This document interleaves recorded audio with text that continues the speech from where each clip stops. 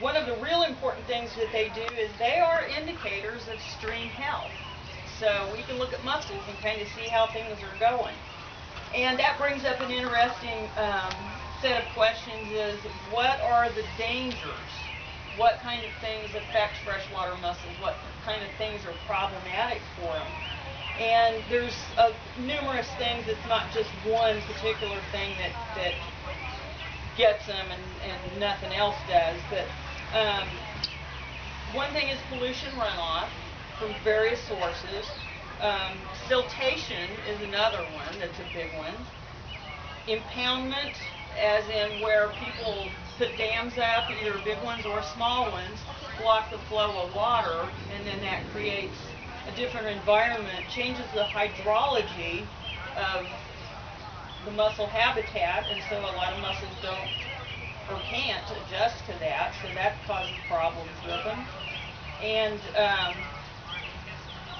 loss of the riparian zone, and I don't know how many people know what the riparian zone is, but there's a little strip of land that people leave between the farm ground and the stream. And the bigger that is, the better, because anything running off of the farmland will filter through that before it gets to the stream, including silt and other things. But if there's a very narrow riparian zone or a lack of one, then everything just goes straight into the stream, and it really affects the mussels. So how that shows up in the mussels, if there's a problem, it will show up in either no reproduction of the mussels, or there would be some actual loss of mussel species or mussel numbers.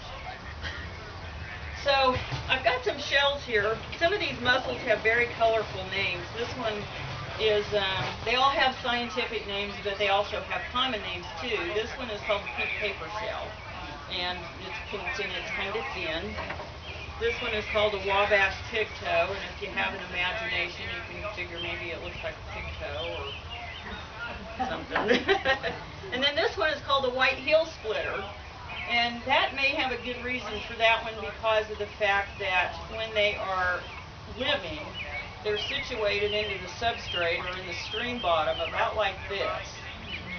So maybe this much is sticking up and then the rest of it is below the surface or the bottom. So if you step on that, you might end up with a sore foot. So, and they call it white because the inside is white. This is oftentimes what we call mother of pearl, the freshwater version of it. So one of the things about mussels that, aside from the fact that the shells are cool, is I think the number one thing that is most fascinating about freshwater mussels is the way they reproduce. And I don't want to get too technical because it gets real complicated, but in mussels, a lot of people wonder, well, are there boy mussels and girl mussels? Actually, there are. The sexes are separate. You have females and males. The female is the one that holds the eggs in gill pouches. And then, of course, the male fertilizes the eggs by releasing into the water. She has an intake siphon that brings all that in, fertilizes the eggs, and then these turn into what we call glochidia. But they're not mature mussels yet. That's where it gets really interesting. Is in order for them to become mature mussels so that they can be little and grow, they have to have a fish host to transform.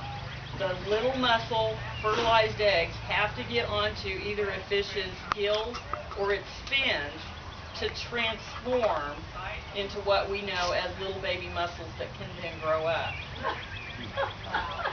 No kidding. So, who would have guessed, right? Yeah. So this is where an enormous number of variations have come about to get that little glochidia, that little fertilized egg, onto this fish. So you're thinking, well, how do they do that? Mussels have certain things that they can do, one of which is there is a mussel, it's not this one, but there is a mussel that has a similar shape to this one, that the fleshy part of the animal that extends outside the shell when she's all comfortable, this part of it right here has an extension on it that looks like a little fish. And so when she's gravid, as in pregnant, ready to release her fertilized eggs so that a fish can get them, she displays this little lure. It looks like a little lure. And the fish is thinking, that looks like food. And so it really attracts the fish. The fish will strike at it, and actually then she releases all of these little fertilized lochidia, and it gets into the fish's face, basically, and they are able to attach to either the gills or the fins, depending on the kind of fish. So some mussels have little lures that look like aquatic insects. Some of them have like web-like things that the fish swim into. There is an enormous amount of variation in the mussels. Some of them have little worm-like things that they actually crank out to attract the fish's attention. So once they're on the fish, excuse me, I've had allergies, terrible. Once they're on the fish, then they insist onto the fish's gills or fins. And it doesn't hurt the fish typically unless the infestation would happen to be really, really heavy. Sometimes the fish get kind of itchy with this going on. So the little fertilized eggs insist on the fish's gills or the fins, are there for a period of time, either a few days or a few weeks or months or just however, depending on certain things. And then they are transforming to little baby mussels. They break out of the cistern, they drop off to the bottom, and then they're ready to go as little tiny. Let's get a microphone real quick. Okay, sure. Okay, is that?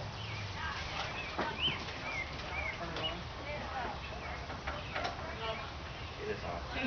Okay, is that any difference? No. No. Okay. Here, I'll get it going. Sorry to interrupt everybody. Power issues. So, if everything goes right, in the end you have another generation of little mussels. Check. Okay, I think we got this one. Okay. So if you want to use this, Okay. you can hold it, or you can look it here. Okay. Oh, Okay. okay. Oh, how about right there? Does that work? Yeah, and then just angle it up. Okay. How's that sound? Is that better? Okay. I'm kind of loud anyway, so, and I move around a lot because I have all the visual things that I'm showing people. There's less power again. So. We'll try. Sorry. That's okay. I'm loud. Just ask my husband. So you can see where some of the issues can come from. Do you have a question? Yeah, I did. Is it one fish and one expulsion of the eggs, or is it multiple expulsions? That's a good question. Typically, you've got one fish that's in the right place at the right time. If you have numerous fish that are looking at that same lure, there is that probability that more than one could get infected with one mussel, little one. And another thing that brings up an interesting point too is many mussels are very post-fish specific. That means whereas a batch might be good for several different mussel species, some other mussel species can use only maybe one or two kinds of fish and that's it. So you can see where the problem would come is if that fish is lost in the environment, in the habitat, then you also lose that mussel. So that's a really big deal.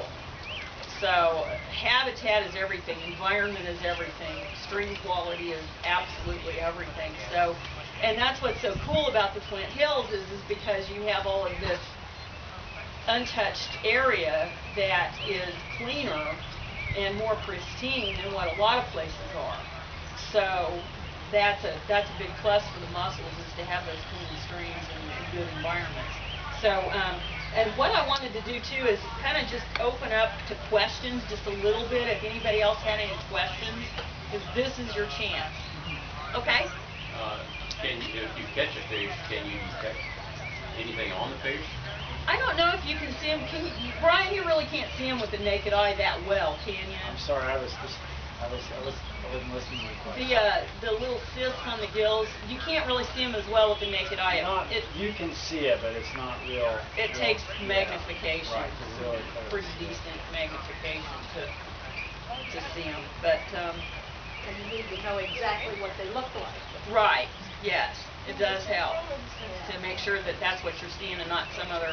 I don't know if there's any other kinds of gill parasites fish get that might resemble those or not. But so you can see the importance of this whole ecosystem. You know, you've got fish and mussel, and how, you know, the fish doesn't have to have the mussel, but the mussel really needs to have the fish.